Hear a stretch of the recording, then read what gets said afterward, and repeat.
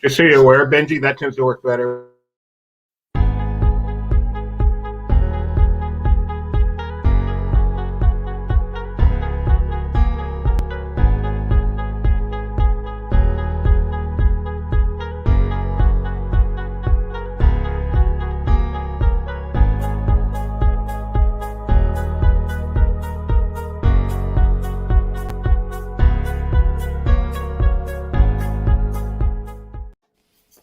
Hello. We're into that before. Go ahead. I don't know what Doobie's on drugs. No, I'll explain after the show.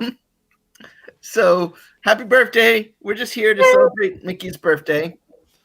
And Minnie. And Minnie, absolutely. I'm distracted by Mickey and Minnie. Mike's Mickey and Minnie. That's too many M's. Aren't they cute? From the 90th Get Your Ears On celebration. So 1928 at the Colony Theater, right before you saw the movie Gang War. Mickey, not kidding. I don't know why you're laughing. What he thought. Mickey debuted in New York City, what is now the Broadway Theater, which recently hosted the revival of West Side Story. And ironic, gang war. And entered the world. So today we can't be in the parks to celebrate, or none of us can. So we thought we'd get together, share our love of Mickey Mouse and Minnie Mouse, and I think we'll start with Alex talking about the brand new Wonderful World of Mickey Mouse shorts that debuted today on Disney Plus. Really quick, just a reminder, we're live right now as we share our love, so we invite all you out there to share your love in the comments. We are more than happy to put them up, discuss them, and go ahead, Alex.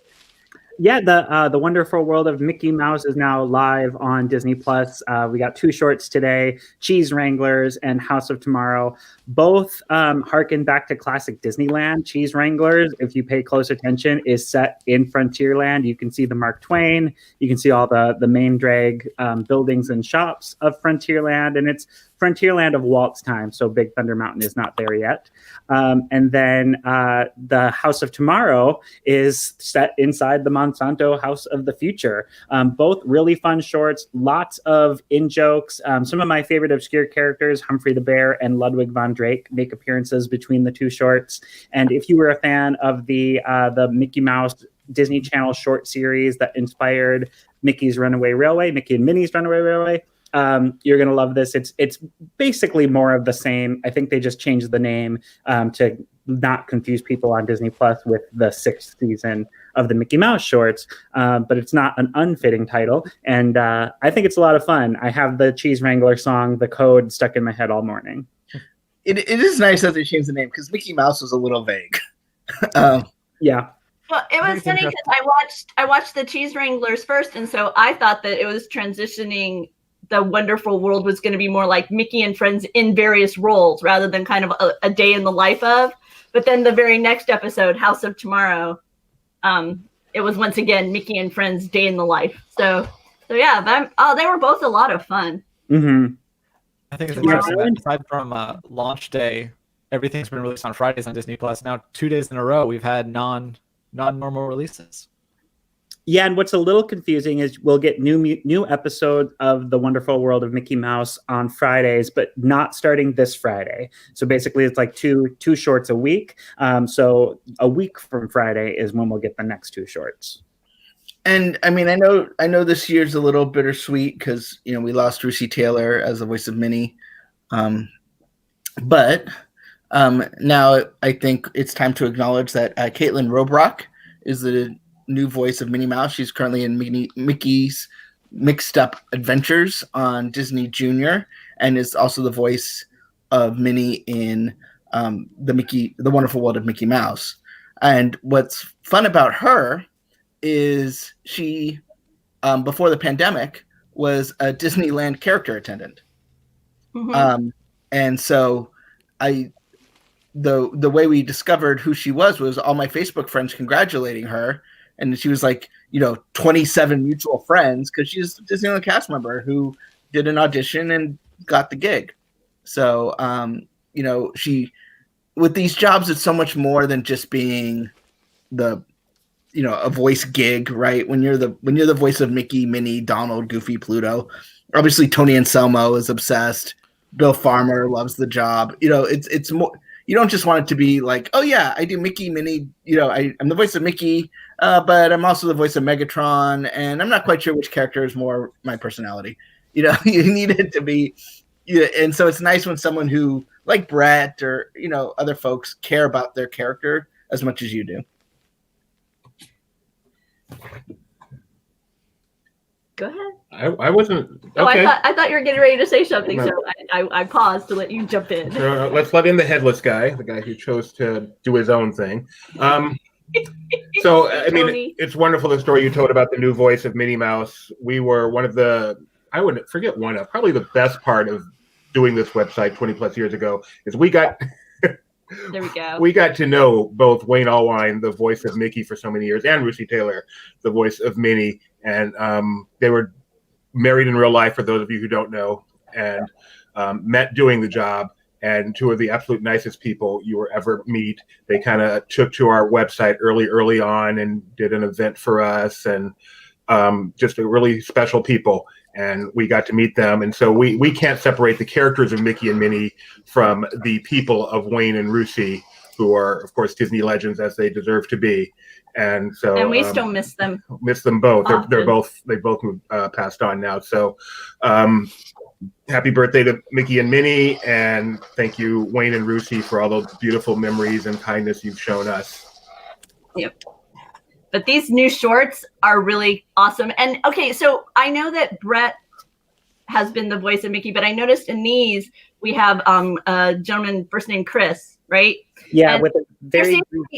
Is it like they're transitioning, like a difference between like the toddler Mickey Mouse voice versus this series voice, or is it that they're shared responsibilities, or do you guys know? Chris has been doing these Mickey Mouse shorts since the beginning, and I don't know what went into the. I haven't dug into why they didn't just go with one voice. However, if you look at sort of the time when these were happening, and not to get too personal, Wayne was already sort of on the decline. And so they were looking to sort of have alternate folks step in for him. So it might have just been they wanted to try something different with, because the rest of the gang is all the sort of usuals. Right. For example, there's Mickey Mouse Mixed Up Adventures uses the alternate Donald Duck, whose name is escaping me. It's not Tony Anselmo. Because as these, it's a lot of work to do these voice performances, particularly with a character like Donald Duck. So, with having so many characters, it seems like they wanted to sort of have an understudy for most of their character voices. So you have the primary and the backup. And I think it was just probably something similar to that. Brett does all the theme park work, does Mixed Up Adventures for Disney Junior, does all, a lot of consumer products and stuff like that. So I think just looking at the timing, is probably a little bit of confusion during the Wayne transition. I'm going to toss this question out to everybody eventually. I'll start it off because I've got something in mind. But I just a little bit about what Mickey means to you. What role does he play in your life? What is it about Mickey and Minnie that's special to you? But I'm going to share that in looking through family photos, it's almost like Mickey and Minnie are cousins of ours, because I have, like, all through the years, I have all these pictures of Gideon and our son. I have him in infancy and then toddler, and then, so over the years I can in essence watch Gideon grow, hugging Mickey and Minnie. And it's like the same with your cousins. You don't see him every week, but you see him often enough that you can kind of track your own life, as it were, with Mickey. I mean, we have pictures up on our honeymoon in Florida with Mickey, so you can even see us aging along with the never aging Mickey. But it's just there's a familial sense for me when it comes to the mice duo. I'll toss it to you, Mike Celestino. Mickey and I have a question for you guys first. Your Mickey ears actually fit on your heads, or do I just have like a giant head? No, I have a strap right here. Like mine, it just like sits, the lip of the hat just sits on the top of my head. It doesn't actually Mine's pretty conform. perfect. Yeah, I can't even. Yeah, I have a very round head. Most hats make me just look like an acorn, and my head was made for mouse ears. I feel like I was just born a Disney fan, so I can wear them usually without the strap unless it's really windy. Oh wow!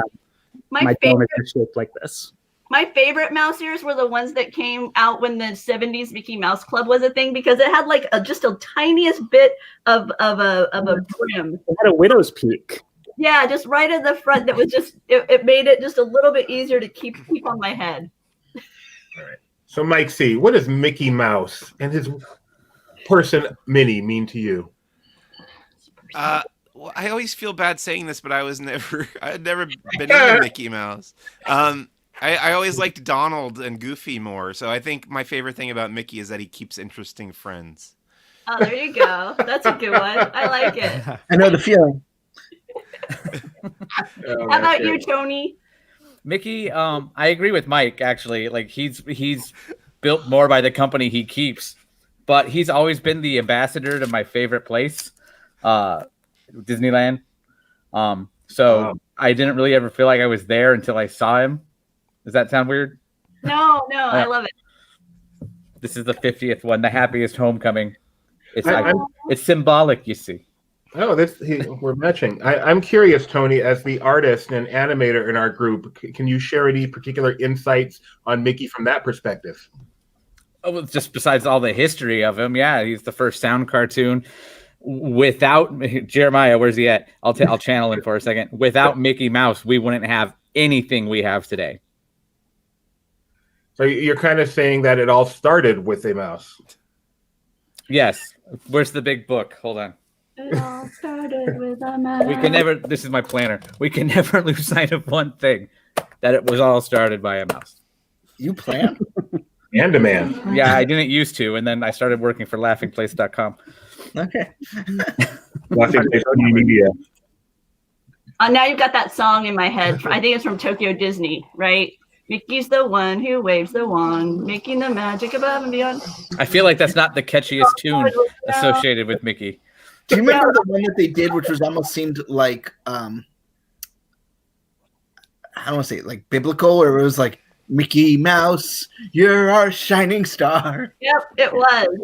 It was. It amazes me to this day. You can have a bunch of adults standing around, like Phantasmic or something, and when Mickey makes his appearance, the crowd goes wild. Oh yeah, they go wild. People get crazy over just seeing Mickey Mouse.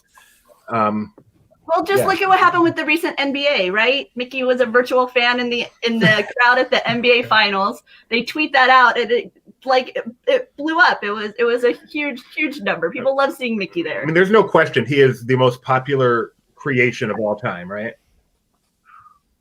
that and maybe the Nike swoosh. Okay, I guess it depends on your definition of Santa, but I think he outranks Santa. Seriously. I think the Noid is a close second. Beware the Noid. If we didn't have Mickey Mouse, we never would have had the Noid.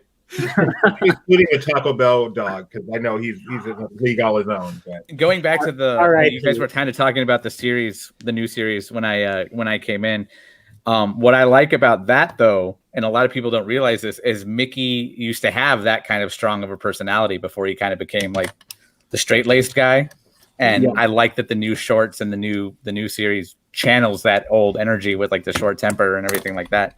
Yeah, you have to have the Walt Disney Treasures black and white Mickey Mouse DVDs to really experience it. But he was very mischievous and rascally in his early years. And going back to Rebecca's question about the voice change, to me, it was almost to differentiate between this is a Mickey Mouse that does things that Mickey Mouse, the corporate symbol, who's in the Disney Junior shows, voiced by Brett Iwan, currently won't do.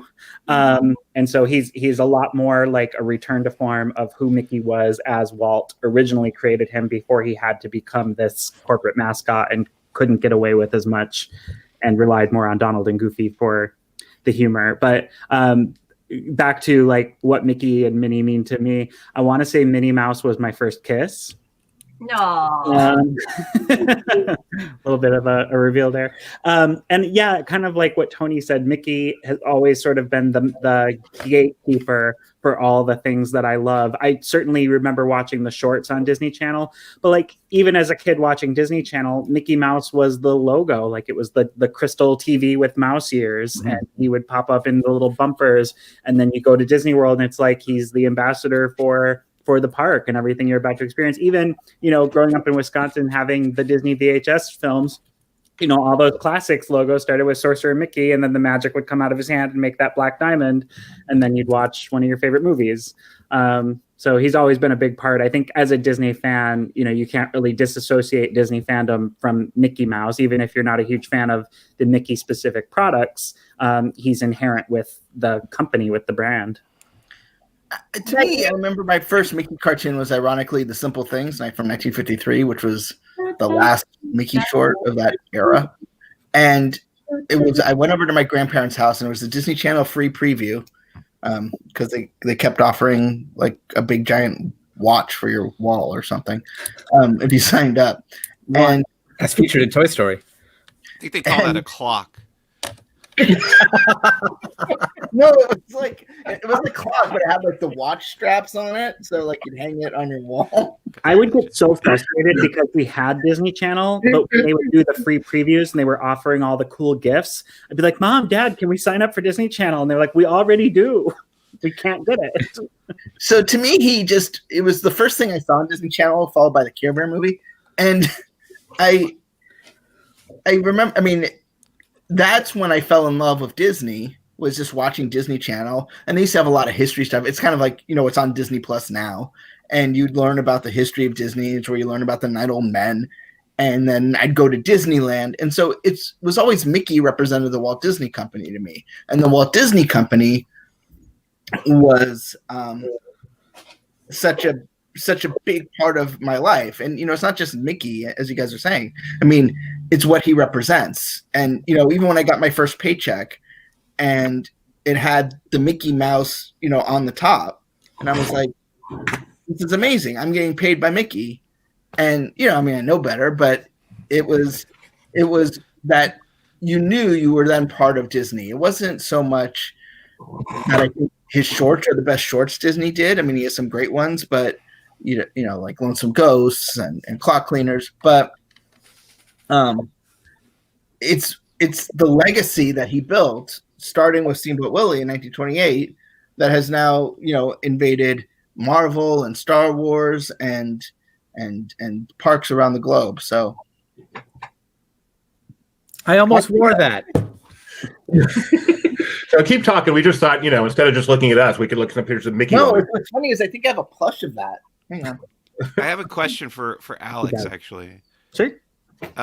So my favorite Mickey cartoon is Mickey and the Beanstalk, which I know was originally released as like half of the Fun and Fancy Free feature. And I bought that when it came out on DVD because I loved that cartoon so much growing up. But it's a different edit than the one that I was used to growing up. So my question to you is that edit that I know is not the original edit, but is the 80s edit of that available anywhere?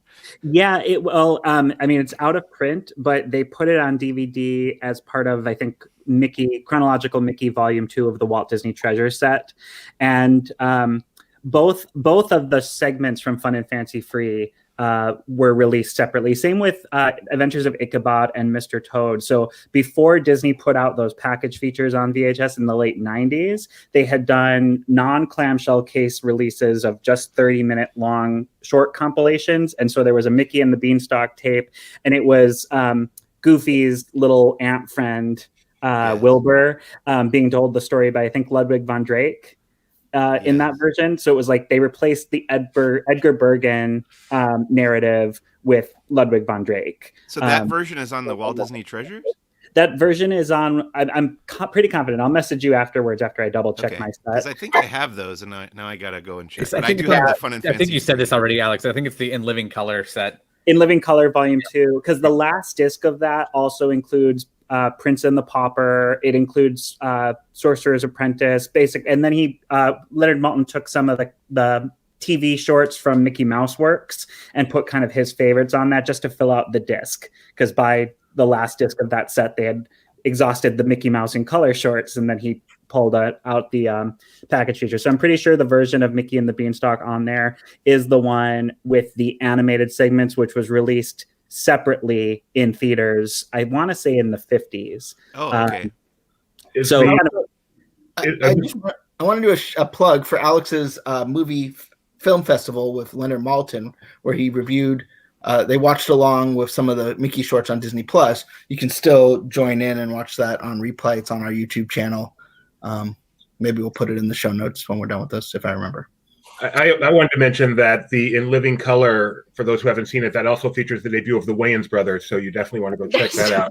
And a young Jim Carrey. Yeah, Jim Carrey, Jim Carrey too. Do you guys have like a favorite Mickey? Like you love to see him in this costume, like the tuxedo we looked at, or Fantasia Mickey, or something like that? Okay, Go ahead, Mike. Oh yeah. I remember one time I was at Disneyland before I was a theme park reporter. I would go to Disneyland by myself, which I'm just like one of those people, and it reminded me of myself when Eric Cartman would buy the amusement park in South Park when he inherited $1 million, and the first thing he wanted to do was buy an amusement park and just shut it down so he would be the only person there.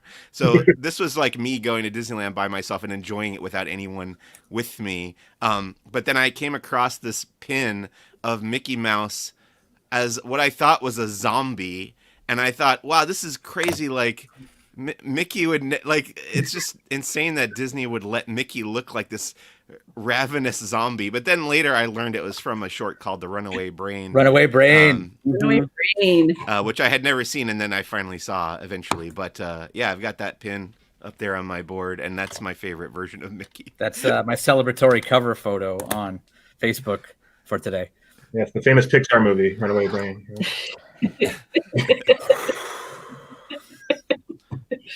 Oh my! Mickey's done so many things over the years. I mean, I've seen him ice skate.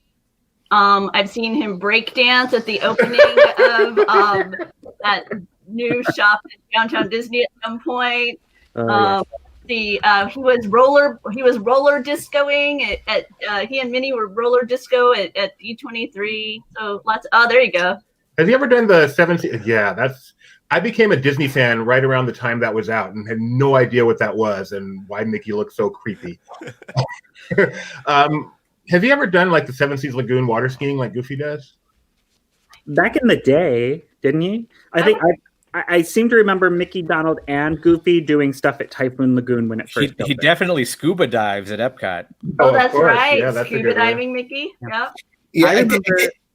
I knew someone who used to do the Goofy scuba diving, or was friends with Goofy when he scuba dived, and I think part of the reason they did Goofy was because they weren't trained. Not scuba diving. I'm sorry, water skiing. They weren't trained to water ski. They were just told to hang on. So with Goofy, you can buy a little bit more of the bumping on your butt. I swam with Goofy once at Typhoon Lagoon in the That I winter. remember. Yeah, Oh, that's cool. And is he able to get like fully wet? his head wouldn't go under, but like he would go in to the point where like it was probably like up to his chest. That's amazing. Really? Because dogs a lot of times don't like water. Or is Goofy a dog? We're not on Goofy Yeah, today. but it's there's too many rules, and we don't got time for that today. And then during Star Wars weekends, we got to see Mickey embrace his inner Jedi. So One of my favorite Star Wars weekend souvenirs was a recreation of the original Star Wars poster with Mickey as Luke and Minnie on his side as Leia. Where did Mickey's abs come from? They didn't put them in. I desperately want them Cut to the cheese for a little while. a life day walk around Mickey in the red velvet. I think that would be really cool.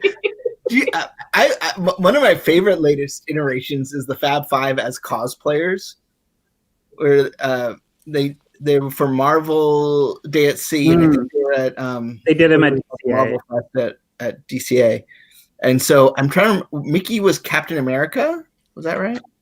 Yeah, Mickey. Yeah. They were all fans of the Marvel characters. So Mickey, Right. So they were like, and they weren't the characters, but they were dressed up like they were at a fan convention as the characters. my favorite was Chip and Dale, who were Loki and Thor. Yeah, Because Yeah. Yeah, I'm looking at Black Widow. Daisy. I seem to remember Daisy was a Black Widow fan. Minnie was a Spider-Man fan, but it was confusing because her outfit Oh, was that's right. Yeah. These costumes were out again for one of the Disneyland After Dark events, right? At Mm. DCA. Yeah, they did a Marvel event, didn't they? Mm-hmm. I think so. Okay. Do you have a favorite Mickey treat? There's pretzels, there's ice cream sandwiches, there's Everything tastes better Mickey shaped. Everything. I don't like if you're cooking at home and you're not confident in your skills, just make it Mickey shaped and it'll taste a lot better. We have the waffle maker, and we use that frequently. I have a little cheese maker. I have two with they're the same thing, but like sometimes when you're trying to make them, you want them hot, so I'll do two at a time. I got the second one on sale, but a favorite like Mickey shaped treat. I've grown to become a big fan of the Mickey shaped macarons that they have at Jolly Holiday Bakery, and they change up the flavor of those seasonally. Not that you can get them right now, but I enjoy those. I think the ice cream bar, Mickey's Premium Ice Cream Bar, is way overrated, but a nice Mickey's ice cream sandwich is really yummy. Yep, I agree. The Mickey sandwich is the way to go. Mickey butter. You can buy in the stores now, which is really nice. And the Mickey pretzel with the right amount of cheese is pretty edible too. I was always a fan of the sculpted chocolate Mickey that came at Grand Floridian, although it was hard to eat because it was quite solid. And so you kind of had to saw through him in order to be able to eat it. So it was a bit disturbing, but it was really tasty. Do you remember when they used to have the Mickey-shaped butter like that too? Yeah. My favorite Mickey-like story like that is from the great Rod Miller, who was the ragtime piano player at Main Street for a long time, who made sure to tell all the kids, when you eat that Mickey pretzel, eat his mouth first so he won't yell when you eat his ears. Hey Kyle, we're glad you're back. Hello. We're talking Mickey food. Do you have a favorite Mickey food? Probably a Mickey pretzel, but actually one that they don't sell at the parks is every Saturday morning, my dad would make pancakes on a griddle in the kitchen, and he would make Mickey pancakes from time to time. He'd also, if we were hungry before he got around to making the actual pancakes, he'd make just a little one. He'd call it Minnie's bow, even though it looked nothing like a bow. He'd just make a little pancake and give it to us before the Mickey pancakes were ready. So, What's funny, when I was a kid, I don't know if you remember the chain restaurant, the Village Inn. I think they're defunct now, but they're kind of like They're still but there was one near where my older brother did karate, and so while he was in karate, my mom and I would go for breakfast at the Village Inn, and like the kids menu pancake was just a smiley face pancake, but I had these Mickey Mouse suspenders that I wore everywhere, and it like in the back where they intersected, it had a big like plastic Mickey face, and so the waitress there got to know us so much, and I was always come in with these Mickey suspenders, so they would make it a Mickey pancake just for me. So it was like an unofficial Mickey pancake. That's the kind of service you only get at the Village Inn. Mm-hmm. That's the kind of thing that gets you a cease and desist. I love my daycare center. They had this really cool Mickey mural. I always enjoyed, I think it was at the Anaheim Hilton, where it would just say a mouse-like pancake or something along those lines. It was very clearly making sure to avoid terminology that would catch attention, even if the pancake itself was clearly Mickey. One of the things I like seeing is celebrities come to. Is that a dog? Yeah. Who's hungry? Somebody's very hungry. Go eat. I swear they've been fed. They're just playful. Host wants me to shut up, apparently. Sorry, that meant to be to me. I got confused. I looked at you and I saw me. It's the ears. I know you guys are twins. We get it. So when the celebs come to visit the parks, they always get them to take a picture. I'm not sure why they agree to do this. They get in for free or something for doing it, but the celebs always take a publicity picture, and it's just very cute to see the celebs kind of fawn over Mickey. It kind of reminds me of what was the marketing campaign they used to have, Why We Love the Mouse? Yeah. where the celebs would come out and say why Mickey is so special to them, which I assume they got paid for that too. But It's just cynical. People just like Mickey. oh, Donna, that's so cute. Ooh, M&M pancakes. No. Mickey Mouse. Oh, 13. Oh, I'm so rumbly with the I just want to point out that anytime Chris can bring out that, I know Chris, anytime Chris can bring out that Disneyland Fun sing-along song for any reason, it happens. that is an amazing video. Since you know, Chris. By the way, the size of his child makes me feel very old. Yes, that's why he said that, yes. Yeah, I figured, but didn't want to take a chance. It makes me nostalgic for the old Pooh meet and greet with the honey pot on its head where he could wiggle his nose. Yes, Mike. I have a topic that we can broach. Favorite hidden Mickeys. Oh, that's a good one. That's a good one. Mine you haven't found yet, so I don't want to give it away. Tower of Terror.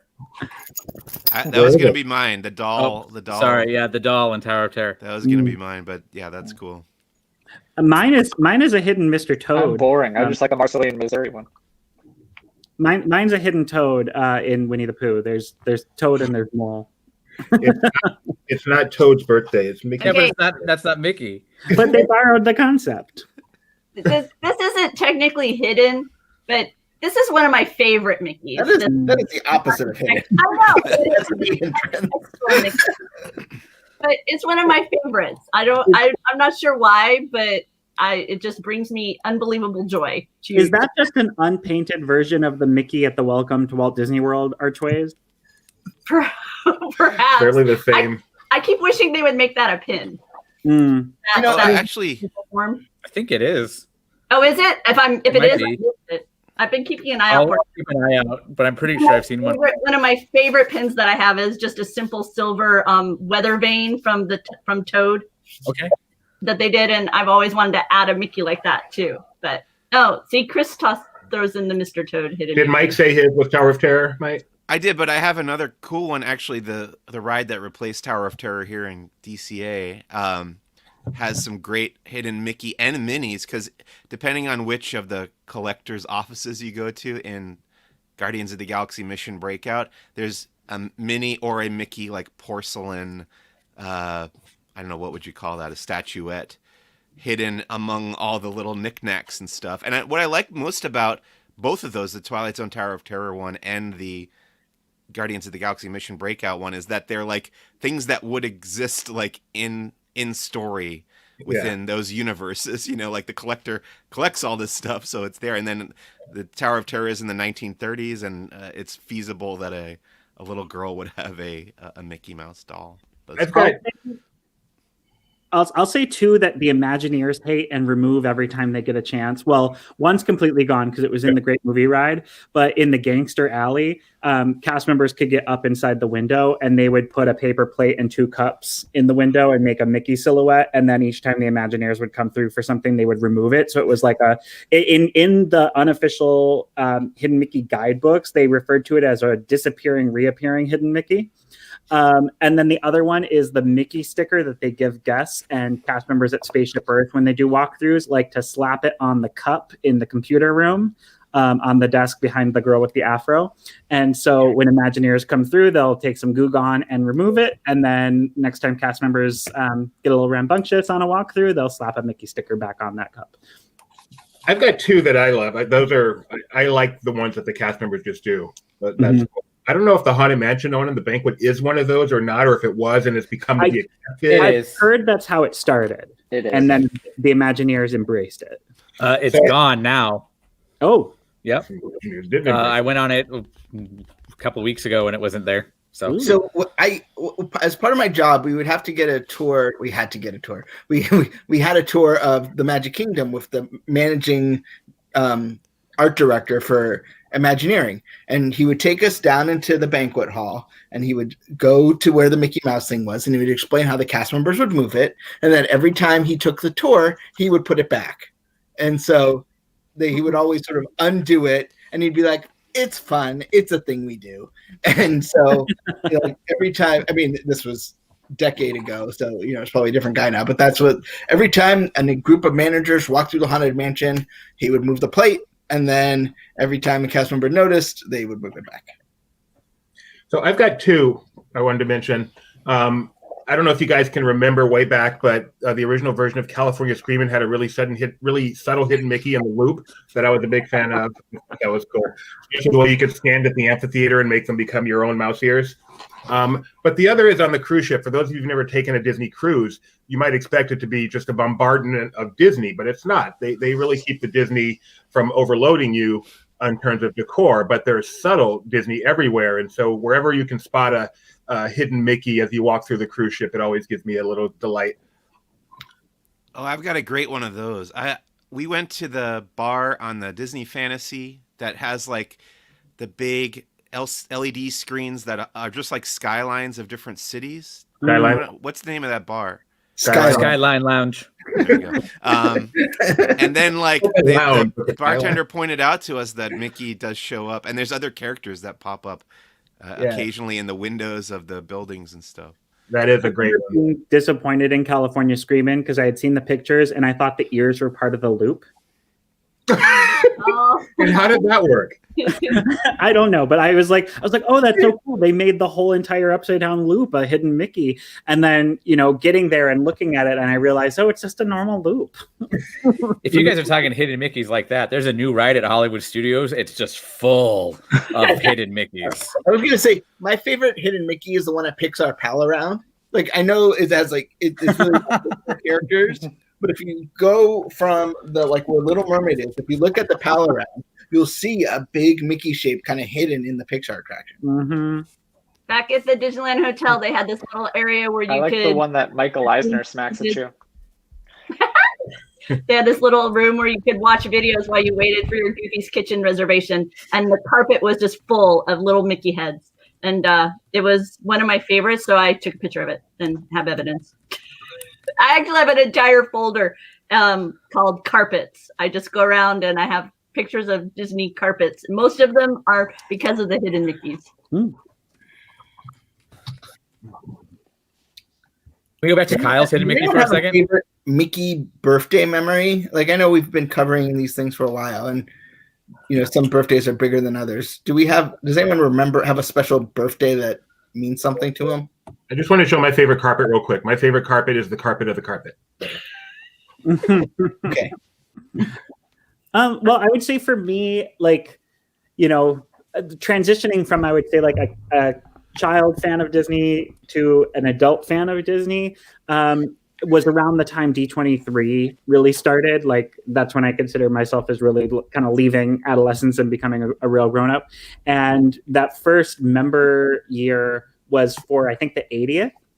And your member gift was the portrait of Mickey, which I hung like right away and still have hung in our house. I don't know how well this can be seen, but that one right there was for, I think, his 80th. Benji, yeah, I guess so. Wow, I'm old. Okay. Yeah, and that was your D23 membership gift, and it's Mickey painting a smile on the world for that first year. The membership gifts have waned a little bit, but that first year was really cool. One of my favorites is when they first launched the Happiest Celebrations at Disneyland, and you would get like a popcorn bucket that had a cake that would fit right in the top of it, and the popcorn bucket looked like a giant sorcerer hat. And over at Plaza Inn, they would have this birthday celebration in the morning, and they had this character named Pat Eat Cake who would come out, and you would sing a little happy birthday song. And on Mickey's birthday, they actually had a special I celebrated my birthday with Mickey and Minnie button that they had. And it was just, there were so many people I knew because we all we wanted to celebrate Mickey's birthday there at the inn. And it was just a big party. And then the president of the resort at the time, Cynthia Harris, she came by, and she was so delightful. I mean, there was something really special about the way that she interacted with us as fans when she was the leader of the resort. It made it feel like just even more hospitable. And so that particular year when they first were launching those celebrations is a favorite. There's a good hidden Mickey. Oh, there you go, Mike. That has to be Mike's favorite. That's a good one. Those aren't connected. Does that count? Yeah. Yeah. Oh, there you go. Is Oh, it? Yeah, that was part of the fun. Yeah, I kept mine full of all of the things. Oh, Wow, old school Disneyland bag right there. Yeah, you got a pin for your birthday. You got a Mickey plush. They had a mini version of this too, where she was a princess, I think. And then stickers, which are not wanting to come out.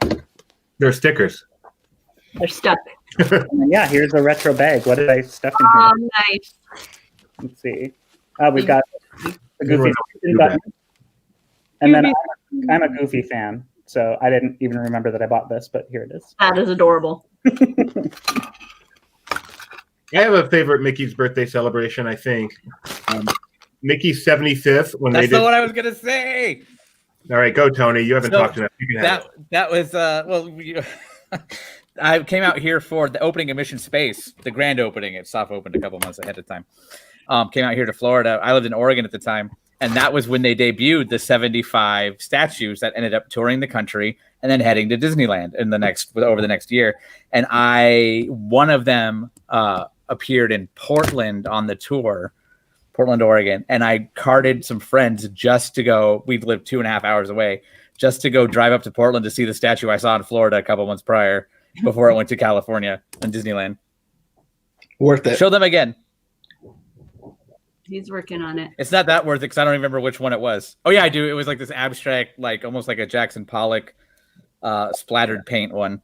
This isn't the best picture, but every one of the 75 had a completely different design. Some of them kind of helped out by celebrities. I don't know if they were paid, but so that was well, it was also if it was if a celebrity did it, like donations went to charity or something. So in a way, And then I remember you and I saw those Mickeys in Philadelphia at the infamous shareholder meeting. yes, vote. yeah. and they had technically there were like 78 of them because 3 of them, or they had backups, I should say, in case any of them broke or said celebrity had some kind of controversy. Well, they'd have to do like. Mickey did not make it all the way through the door. But Benji, what was 100 Mickey's for? Obviously, it wasn't his 100th birthday. It was No, it was for Walt's 100th birthday. So for Walt's 100th birthday, why didn't they do 100 Walt's? well, Mickey. Well, and it's Only funny, 2 of them would have a cigarette in his hand. One of the 100 Mickeys says 75 on them because it was originally designed for Mickey's 75th birthday. One of the backups you were just talking about. So Oh, wait. Oh, so Rebecca's coming with our 100 Mickey's postcard book, which is a great celebration of Mickey Mouse. Just not his birthday.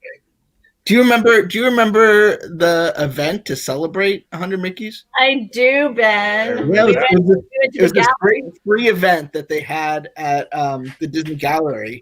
I'm holding up my finger at you, Benji. It was really fun. Because everyone was there just sharing their love of Mickey. It was a really cool event. Those were all Eric's? I can't even remember. Yeah, Yeah. So these were all done by the fantastic He's on Eric the back of that, Robeson, too, who is so. pictured on the back of it. he is a really nice guy, a really great Disney artist. He has my favorite Disney art piece of all, Provincial Belle. And he did 100 Mickey paintings that are just spectacular. And he's on Facebook, so friend him. He's a nice guy. Yep, and he shares a lot of Disney art. And he participated in the Laughing Face sponsored Ryman event we did about 4 months ago. We did Oh, a wonderful. Lyman event that we sponsored. Mm-hmm. Cool. We do a lot of stuff now.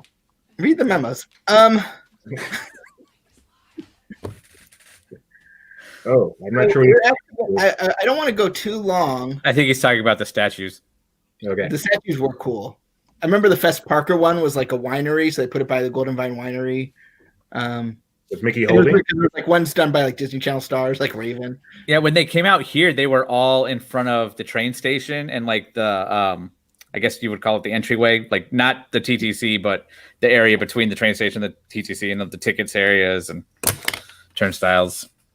Kyle, you dropped out for a bit and are back. Was there anything I didn't want you to? We kind of started by just talking about what Mickey meant, and I didn't want you to miss an opportunity to share that if you wanted. Oh, I kind of agree with the other people that actually my favorite was always Goofy, but I do appreciate that Mickey has the most costumes of any of the main characters in the parks. Like a lot of times you're just going to meet the same version of the characters. Maybe they update every few years, but Mickey always has a variety of versions you can meet. So I thought that was always really cool. And I would say, going back to, you guys were asking earlier our favorite form of Mickey or favorite appearance, and mine would be Mickey in his theme park tux, which you never see in the shorts. Like, it's not from anything, but he's just got his theme park tuxedo that I love. At Disneyland in Mickey's house, I shouldn't tell this story. It's really embarrassing. I didn't realize how they had and hid the rooms until about 3 or 4 years ago. Because I was asking to meet a specific character form of Mickey, Steamboat Willie. Chris is laughing because he was there for that one. And I asked, and they said, I basically, in character kind of, I said, is Steamboat Willie on set today? And they said, hold on. And they opened the door, and I was at the right angle where I could see it, and I saw them, we'll just say, achieving the effect. And I was just, what? Really? Why are there so many shelves of film reels? Yeah. I just never thought shelves could move. I think this is obligatory time where we ask Doobie. Do you know how they do that effect? It's irrelevant if I know or not, Benji. Do you guys remember? So that's a no. Is it still Mickey talk? Does Mickey still talk to you, or when you meet him at Disney, or is that something that kind of came and went? Came and went. Yeah, and that was even before COVID too. That's a great Mickey memory of ours. Was it the first D23 Expo? When was it? No, it's the second because Gideon was talking to. Okay. So the second D23 Expo where they had talking Mickey there, and we got a video of Gideon going up and having a conversation with Mickey. Did you see the boat over there? Uh-huh. It was our YouTube channel somewhere. People still watch it.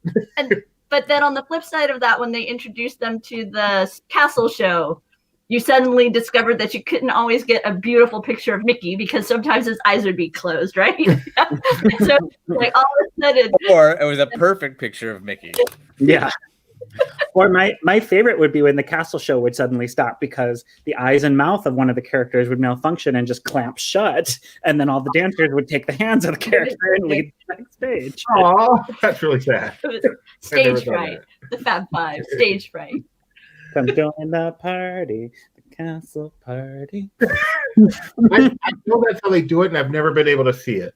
I try so hard. It's watch a video and then watch their hands. Choreography. Yeah. Love it. I'm a softie. Unlike you guys, Mickey's the one for me, and I will admit that every time when we go to Disney on Ice, when Mickey comes out on stage and the arena breaks out into screams, I cry every time without fail. It is just built into me now. It is now Pavlovian. Mickey Mouse, Rebecca cry.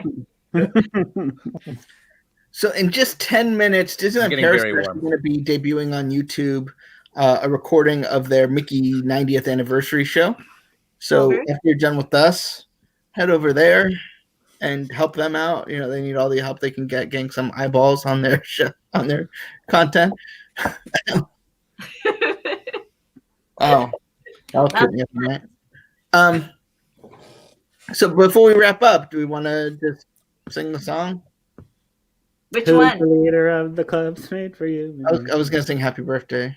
Oh, I thought you meant the I like the Mouse one better. I know, but that one's copyrighted. Oh, okay. Joey, happy birthday. Not anymore. Those little old ladies making noise. Happy birthday to you. Happy birthday to you.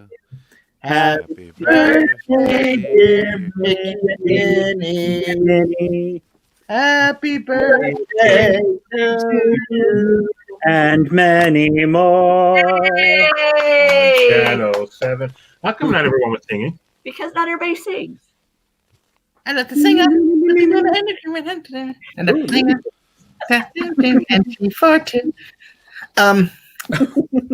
Everyone go have some cake today for Mickey's birthday. So, and we'll be back live at 1 p.m. with Marble Time at 4 o'clock for Fairly Fairly necessities. necessities. Any tease for that, Rebecca? We're going to talk about merchandise. No, That's great. Any Mickey merch? Adidas shoes that are coming out this week. We're going to highlight some of the Loungefly Disneyland merchant 65th birthday merchandise that they've got over there at Box Lunch. So yeah, lots of beautiful and fun items as well. So, and then at 7:30, I think Mike is going to debut our Laughing Place news video. Don't forget 5:30. And 5:30, we've got theme park history with our own Jeremiah. Oh, I completely blew past that because I thought I said it. Yeah, no, that's. I've been thinking about that all day, but yeah. So we'll see him so it's a lot going on today. And then tomorrow, Mike. Go ahead. You're going to be at Disney California Adventure. No, you're going to be at Downtown Disney, which has expanded. It's amazing how they can do an expansion project during these challenging times. But it's been like gerrymandered. You just redraw the borders. The gerrymandering of the Disneyland Resort. That's the funniest thing since you asked Jeremiah. People are mouthing along with the words.